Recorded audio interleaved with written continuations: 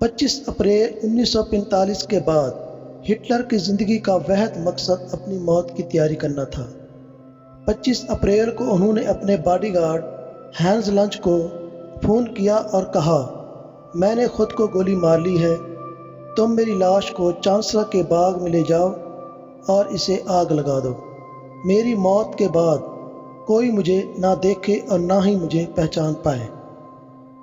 Bodyguard को उन्होंने मज़ीद तकीद की कि उसके बाद तुम मेरे कमरे में वापस जाओ और मेरी वर्दी, मेरे कागजात, हर वो चीज़ जो मैंने इस्तेमाल की है उसे इकट्ठा करो, इस सब को आग लगा दो। अपनी ज़िंदगी के आखिरी अयाम में हिटलर 50 फीट ज़ेर ज़मीन बनाए गए एक बैंकर में रहते थे। वह चांसलर के बाग सिर्फ उस वक्त जाते जब उन्हें अपने प्यारे कुत्ते ब्लोंडी को नहाना होता। रॉबर्ट पेन का कहना है, हिटलर ने प्रोफेसर हुसैन को बुलाया, इनसे पूछा क्या उसके साइनाइड जहर के कैप्सूल काबिल एतमाद हैं। हिटलर ने उनको गोलियों का तजर्बा करने के लिए उससे अपने प्यारे कुत्ते को खिलाने का भी कहा। इस तजर्बे के बाद हुसैन ने हिटलर को इतला दी कि तजर्बा कामयाब रहा। ब्लोंडी की सैकड़ों में मौत हो गई थी। खुद हिटलर ने अपने प्यारे कुत्ते की मौत का मंजर देखने की हिम्मत नहीं की। दोपहर के बाद 2:30 बजे हिटलर अपनी आखिरी खाना खाने बैठ गए। ओटो गोइंचे को 200 लीटर पेट्रोल लाने का हुक्म दिया गया था। उसे पेट्रोल के कनस्तरों में भरकर उसे बैंकर के बैरूनी दरवाजे के पास रखने का कहा गया। खाने के बाद हिटलर आखिर में अपने साथियों से मिलने आए। उन्होंने अपनी आंखें चार किए बगैर उनसे मुसाफा किया। उसके साथ उसकी एहलिया एवा ब्राउन भी थीं।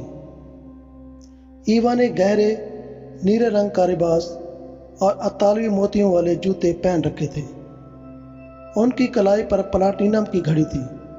फिर वो दोनों अपने कमरे में चले गए।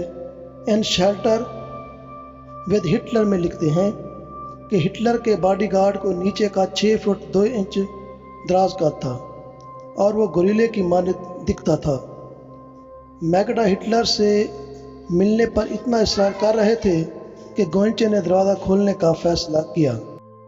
बॉडीगार्ड ने हिटलर से पूछा कि आप मैगडा से मिलना पसंद करेंगे। हिटलर ने कहा, मैं किसी से मिलना नहीं चाहता।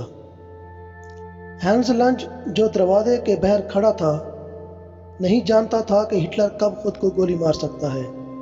उसने बारूद की एक हल्की सी बू महसूस की थी। इसी के साथ हिटलर की ज़ाती सेक्रेटरी बोनमैन ने हिटलर के कमरे का दरवाज़ा खोलने का इशारा किया। मैंने हिटलर का सर मेज़ पर देखा, उसका रंग जर्द पड़ चुका था। उसके बाद लंच ने हिटलर के लाश को चादर में लपेटा और उसे हंगामी दरवाजे से लेकर चांसलर के बाग तक ले गया। जब वो हिटलर की लाश मेरे पास लेकर गुजरे तो उसकी टांगें लटकी हुई थी। जब इनकी लाश को आग लगा दी गई तो सब ने अपने हाथ उठाए और हेल हिटलर कहा, यानी हिटलर जिंदाबाद का नारा लगाया और बैंकर वापस लौट गए। उस वक्त तेज़ हवा चल रही थी। जब आग भड़क उठी तो उस पर पेट्रोल डाला गया। आग 2.5 घंटे तक जलती रही। रात 11 बजे गोइंचे ने स्पेयर सर्विसेज के एहलकारों को जली हुई लाशों को दफनाने के लिए भेजा। कुछ दिन बाद जब सोवियत फौजियों ने हिटलर और इसकी अहले कब्र कुशाई की तो सब कुछ खाक हो चुका था। सिर्फ कुछ दांत मिले थे और एक शख्स जो सन 1938 के बाद से हिटलर के दांतों के डॉक्टर के साथ काम कर रहा था, उसने तस्दीक की कि ये दांत हिटलर के हैं।